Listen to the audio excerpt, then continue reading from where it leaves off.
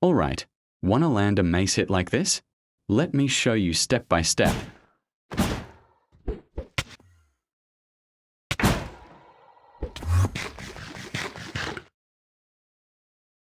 First, time your wind charge with your jump you want to throw it at the ground so you get launched properly.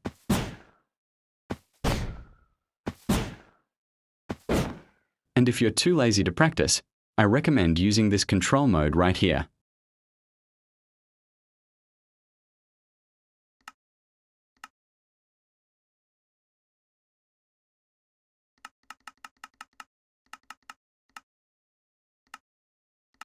And lastly, fix your sensitivity that if it's too high, you won't control your aim that if it's too low, you won't react in time that I recommend around 75 sensitivity.